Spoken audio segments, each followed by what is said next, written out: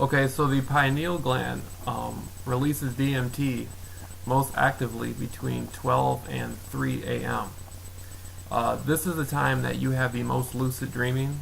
You will realize the most paranormal activity going on throughout the house. This is the time where you will hear noises, sometimes even see things like, whoa, what was that? That's the crown chakra. That's the crown chakra. And so people who are looking to expand their psychic ability really need to work on that. Really need to work on their crown chakra, third eye chakra. Again, that has to deal a lot with the intuitive ability. Any chakra that's blocked or out of balance will negatively affect in some way the other chakra. And so keeping all the chakras in harmony and keeping all the chakras balanced is the best way to live a healthy life. Me personally, I was never really into studying the chakra system. I knew what the chakra system was, I was well aware of it, but I didn't know how the chakra was instrumental into my well-being, into my psyche, into my emotional well-being. I still go through periods just like anybody else where you feel down or frustrated, but overall my life has increased in a much more beneficial way from studying chakra. And you want to look to connect to other individuals who are looking to progress in their higher chakras. Again, what you put out comes back. I've been on dating sites where I would go on the site and I would contact people and ask them would they like a free channeling session. And they were nice women. They would say, yeah, sure. And I would talk to them, and some of them, I still talk to. And there was one, this is the funny part about going through the challenges of being gang stalked, and a lot of people aren't really going to feel this unless they go through it themselves. But so there was one girl that I was speaking with, and she was really happy-go-lucky and she was really cool, and she worked like 30 miles or something away from here, away from where I was.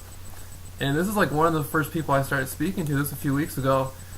And she was all into this stuff from India and all this stuff. And I'm like, wow. And then one day she's like, I'm going to come pick you up. And I'm like, okay. And you know what I mean? I'm like, okay. Then that day didn't work out. Then a couple days later, she's telling me she's going to come pick me up. Now, I'm like, that's amazing. I'm a spiritual person. She's a spiritual person. I really don't know what she's looks like. I just saw a vague picture of her on the dating site, but she looked cool. She sounded down to earth. And so I'm thinking this is going to be a big thing. I'm going to be able to have a girl come pick me up and hang out and drive around. And even though I'm being gang stalked, it's like I got a friend now. It's going to be cool, right? I didn't explain anything to her about anything having to do with assignments or anything like that.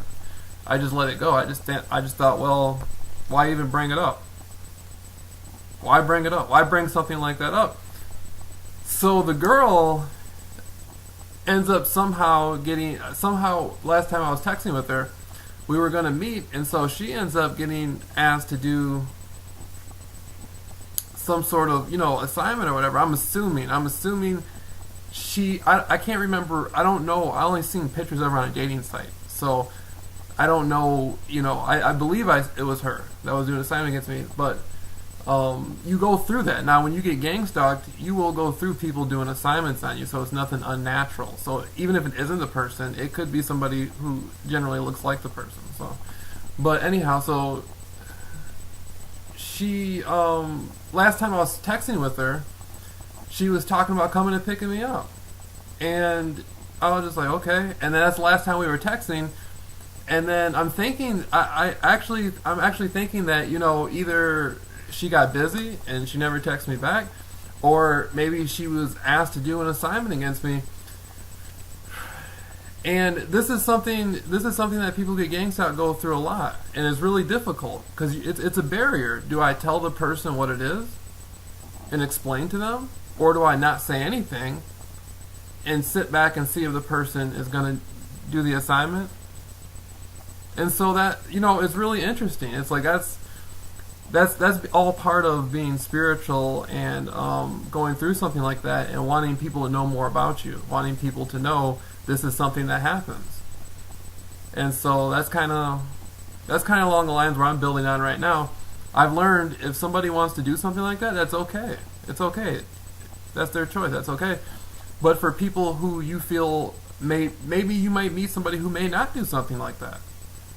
You may come across somebody who really doesn't want to be bothered with it and might appreciate your relationship with them more than doing that. But then you have to explain it to them. You have to explain to them what's happening.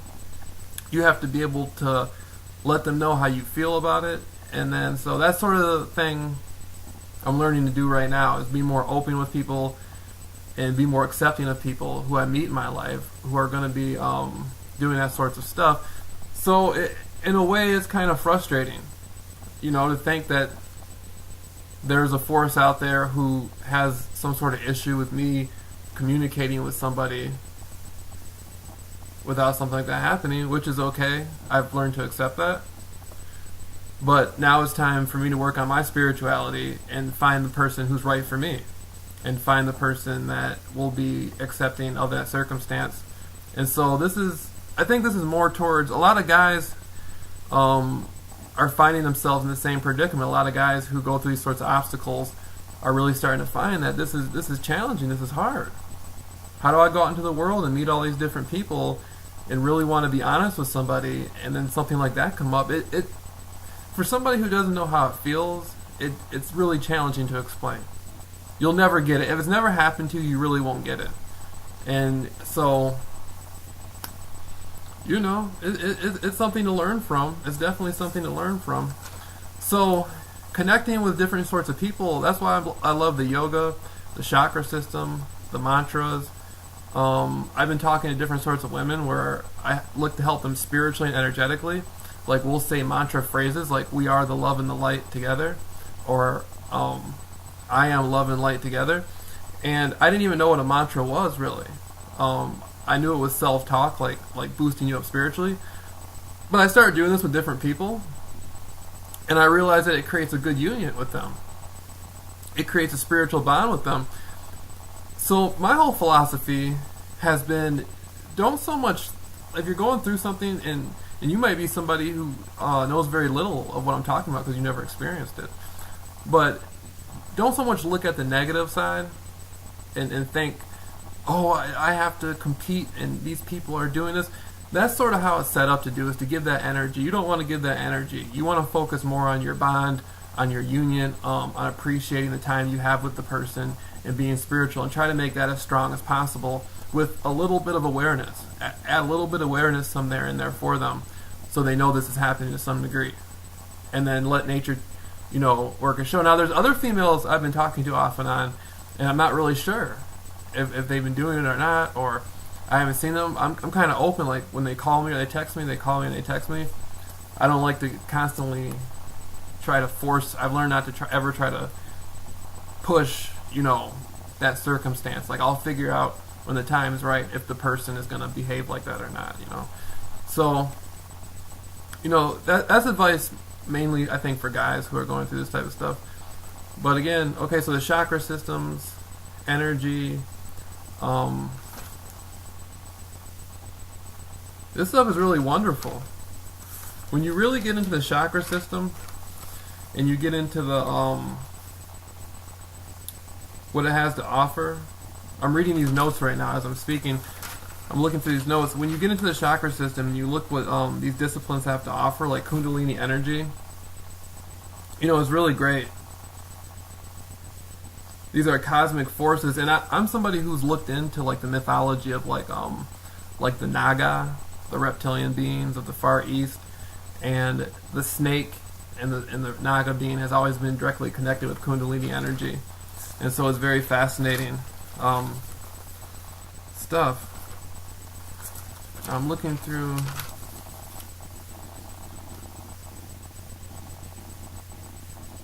So again, in everything, I think everything goes down to frequency. Like when I wake up in the morning, I'll go through a time where I pray and I meditate. I'll listen to like that pineal gland type vibration sound music, and it puts me in a good mood. It makes me feel really good. I know for each chakra there is a spirit guide. People have way more than 7 spirit guides, but for each chakra there is a spirit guide to lead people in that direction that they're working on. And so connecting to spirit guides has been really helpful for me. I'm a very spiritual person, and so like I have no issue praying or speaking spiritually to other entities. I'm into channeling. I've been giving people a lot of free channeling sessions. That's something that I recently just started getting into. I knew that there's people out there who can do amazing channeling work. I'm not a patient person. I get distracted easy. And so for me it's a little bit more challenging to really get into that energy. But I found myself working with spirit guides, working with channeling energy from what I've been feeling coming from the Hercules constellation. And a lot of people feel that's silly, but if you're into channeling and you like channeling, you might find it exciting. But channeling has given me insights and it's been able to give me positive information to give to people, and it's information that I know I'm not getting from myself. I know it's not just from my higher self. I know I'm somehow going into these meditations and I'm able to pull some insights in from somewhere else. Okay, so I'm going back through these notes.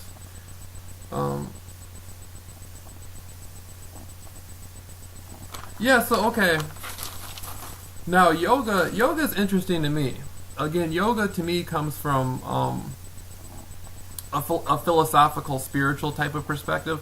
A lot of people look at it as an exercise. Like you just get out there and you do all these different postures and gestures and stuff, and you're doing yoga. But if you have the mindset to go with it, it's really going to help you. There's a lot of people who are what you call yogis. They do yoga. They do the physical yoga, but it's a process of their mind. They're creating union with the universe. On the microcosmic level, on the macrocosmic level. I think love is like a big thing, the love and light energy. You hear a lot of people in the new age talk about love and light, but love is a real frequency, and the whole universe is connected through it in some way. Different people might look at it differently, or they might experience love differently, but I think all people in some fashion use it. Animals use it. You can see it. You can see when two animals are together, they can express their love for each other. And so having appreciation for self-love and love for the universe, things going on around you, that's really going to put you at a more grounded state. And I'm not speaking primarily for people who are dealing with anything that I speak of with the targeted individual phenomena thing. I'm talking about just in general.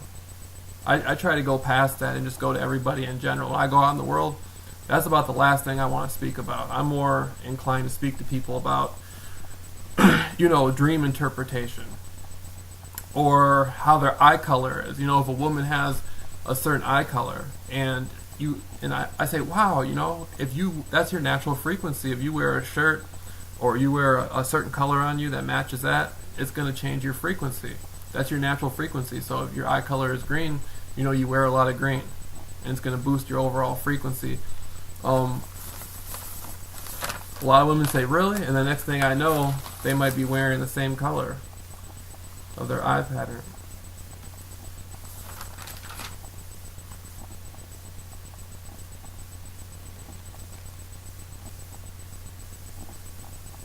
Okay, so I'm going through these notes. Another thing is DNA and frequency. It's been said that 95% of DNA is considered junk DNA, and only 5% of DNA is really active, 5 to 3. And this gets a little bit into ET genetics, extraterrestrial, which is a fascinating subject. I encounter a lot of people through the internet that I speak to, and even people on the streets. I talk to them about it from time to time, and I let them know that there may be some great ET genetic connections to you. There's ancient mythologies that have talked about this, going back to the book of Genesis, which Genesis means genes, genesis. Adam and Eve in the garden, speaking about like the Nephilim and the Anunnaki, that type of stuff. Everybody's heard these stories pretty much at some point, or most people have heard them. If you're on the internet, you're looking at aliens and stuff like that. But so a lot of people look at that and they say, wow, so within my own DNA, I have genetic connections to other sorts of beings throughout the universe. You mean in the ancient past there might have been some genetic transmutation? And it's very fascinating. That means you might be able to discover hidden abilities that you don't know you have. Stan Lee, who did Marvel Comics, he came out with a series about people who could stay outside in the cold for hours and hours and hours and hours, people who could walk up skyscrapers, people who could do all these amazing things. And he's called them, these are super people. These are people with superpowers. And you got to think, like, where is this coming from? Why would an average human not be able to do it? But then, a few people can just do this stuff. Is it something within the DNA? Is there something there going back, to the ancient past? Are people's perspectives different? Can people see things that most people wouldn't be able to see, or put things together that most people wouldn't be able to put together because they have inherited extra dimensional perspectives from this DNA inheritance? That might be a great possibility. That might be a very great possibility.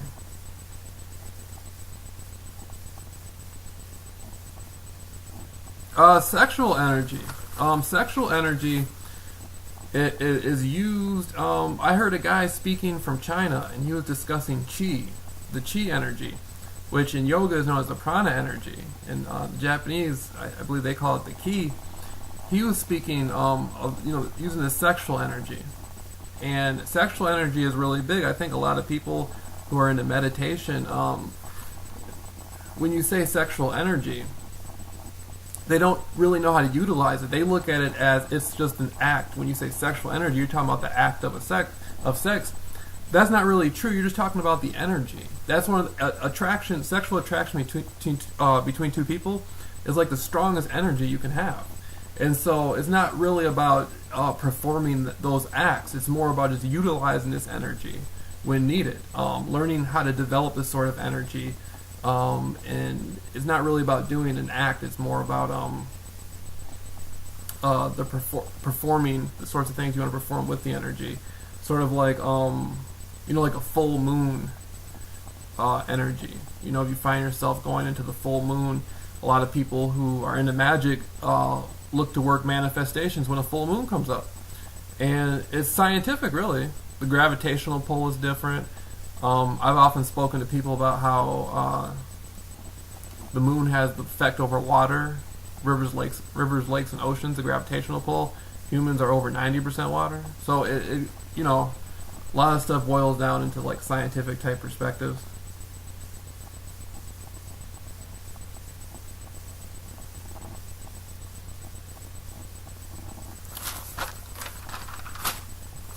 Yeah. So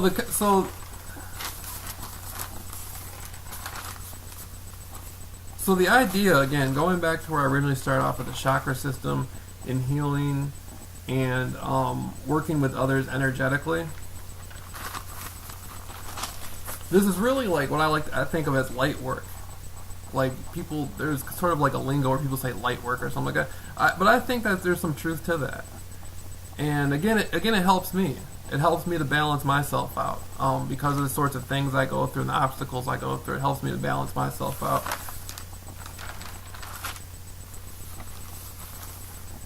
And it's deep stuff.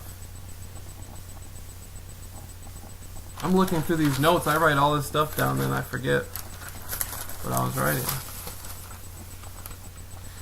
Okay, so that's basically it. I haven't been on YouTube in a very long time, and I don't plan on making a lot of YouTube videos. My thing really is to go out into the world and to meet people, and to speak with people, and my presence online is a reflection of me. So if I'm going out and I'm meeting people and I'm trying to talk to them and they're wanting to get to know me, and they may go online and they may see something that I don't feel is a correct presentation of me, especially when I'm trying to explain to them, hey, if from time to time you might get asked to wear a certain color shirt and follow me around or something like that. It just creates a whole mess in my life. It's very uncomfortable. It's very challenging to go out into the world and to meet new people and try to have a better life and, say, hey, I'm moving forward with my life. and then still have a reflection there that's not symbolic of that, and then the person doesn't even know what I'm talking about. When I talk about you might get approached with assignment, and then I'm trying to be spiritual with the person and talk about all these yoga practices and stuff like that, and then there's nothing, there's no dialogue from the fall back on. So it's about to be 2018, and so that's what I'm looking to do, is meet new people and move forward energetically and enjoy the kind of life that everybody wants. I'm reading through these notes. I don't write. Trying to find some new notes.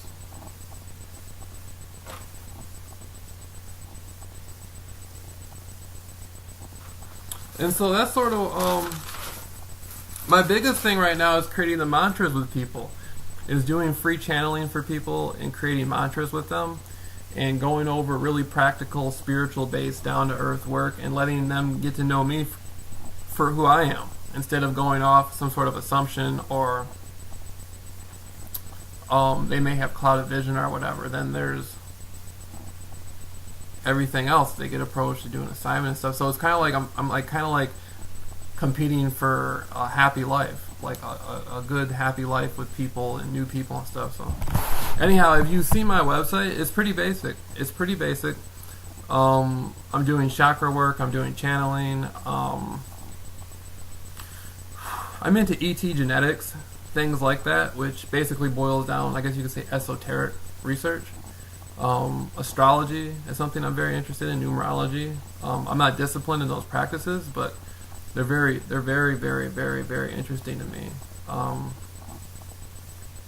So, and then again, the tips and help for people who are going through what you call the targeted individual thing. That's not going to consume a lot of my time. I don't really look at myself as being an ultimate authority on that and looking to get wrapped up in that. But since I go through it, I look to give people motivation who are maybe looking for some spiritual assistance. So I would just advise people, anybody who's going through something like that, first get as deep as you can into your own spirituality. And then you want to reflect back to people how you want them to approach you. So don't take everything as bad as it looks. If you feel you're being followed, for a long time, I would go out and wave at the people, the cars with the bright lights and things like that. I would talk to them and explain a little bit, say, hey, did you know this, and get talking to them. It would create sort of like a good social mood. I think that's the best advice. I'm trying to think, people who get wrapped up in being a target individual, it turns into a really negative, fear-based thing where they're constantly in all these layers of paranoia, and they really don't want to talk to anybody outside of that. They want to just stay stuck within that, and that's the thing. That's the sort of thing that discourages me from getting wrapped up in that. But so that'd be my advice: get as deep as you can into spirituality, learn as much as you can about yourself, grow as much as you can, and try to treat everybody how they would treat you. If you feel somebody is coming at you with a negative intention, you really can't do too much to change the way that person feels. The most you can do is try to be polite and kind and move on with your life. If it's somebody you really don't want to be around, then you remove yourself from that situation as much as possible. And try to share the better things of yourself with people. Instead of meeting people and saying, hey, there's all these people out there following people and doing this stuff, that's just going to create a level of paranoia within itself.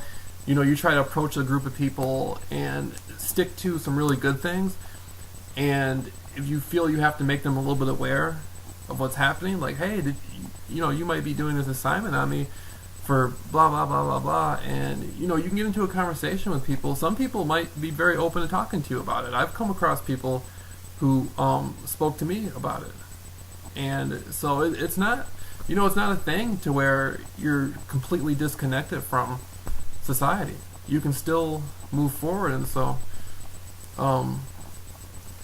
build new roads. Communicate with people outside of that subject matter. Again, get into some yoga classes, meditation classes. If you can exercise with people, like if you can travel with people. If you're not religious, you may be compelled to seek some sort of prayer group. Usually people who want to get the most spiritual and the most conscious are people who've gone through a lot of suffering. And so that's somehow like where I found myself at, is in many ways I've gone through suffering. And so it's pushed me to focus more on the spiritual dynamics of who I am. And so that's something I look, to build with people. Again, I'm going through these notes. And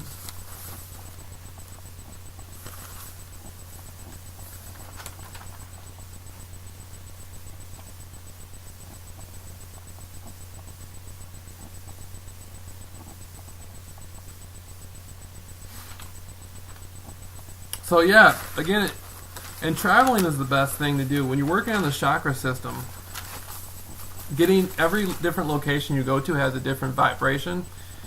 And, if you go to an area where the energy is a little bit more transformative, like if you go near the water, I live in an area where water is not that far. So going to water like in the spring or the summer will change your energy a little bit. It'll give you a different sense. It'll give you a little more balance. And so and this is just advice for just anybody. If you want to change your energy and get more in touch with your own balance and your chakra system, go out to an area that's different. If you live in the city, you may want to go out towards an area that's a little bit more rural, so to speak. Spend more time in the woods, spend more time around nature. You may want to take a camping trip. That's one thing I'm looking forward to doing, is spending more time out in nature, getting in touch with more people who are like-minded, and in touch with artistic types of abilities, painting, sculpture, molding clay, working with clay, things that bring more balance. And these are things anybody should be doing. This isn't stuff just for people who feel that they got some sort of major obstacle in life. This is just stuff for anybody could be doing. But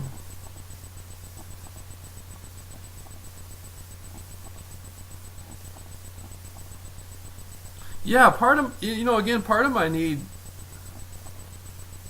to work with people spiritually is like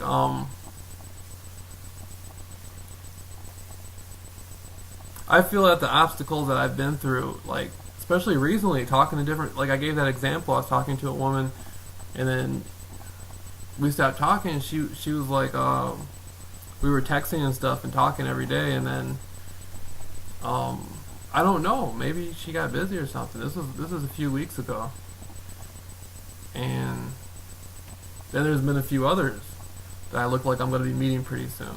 So, but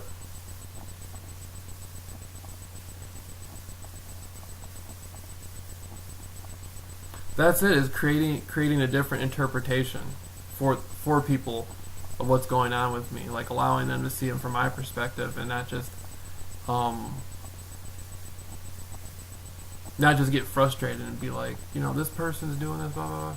And because I talk to a lot of different people that I meet on the internet, and so I'm closing the gap, so to speak, because I the obstacles I go through, it's really good. I talk to these people and it's real spiritual and it's fun and it looks like we're going to have a good time. And then right before we link, there's the whole thing about the assignment stuff with what you perceive, what has been labeled gang stalking. And so it's crazy. It's crazy. It's really funny. It's like a thing to where, I talk to all these people for hours and hours, and then when it comes time to hang out, it's like there's somehow going to be some sort of assignment going on. And so I don't really know what to, you know what I mean? The most I can do is embrace them spiritually and try to make a better life. And it's a negative thing when you feel like, oh man, I got to have all this evidence, I got to film it on my camera to show the person. I don't like to do that. I don't want to be promoting the paranoia or promoting the negativity. So it's really an obstacle. It's really, I guess it has to do more with communication. But so that's been more of my experience with the chakra system, and learning about spirituality has gotten me more grounded, and it's helped me in a lot of different ways discover more about myself, and it's helping me to bridge gaps with new people that I meet. These are new people that I'm meeting, and I'm learning to connect with them on a spiritual level and do new things. And so it's cool. It's really cool.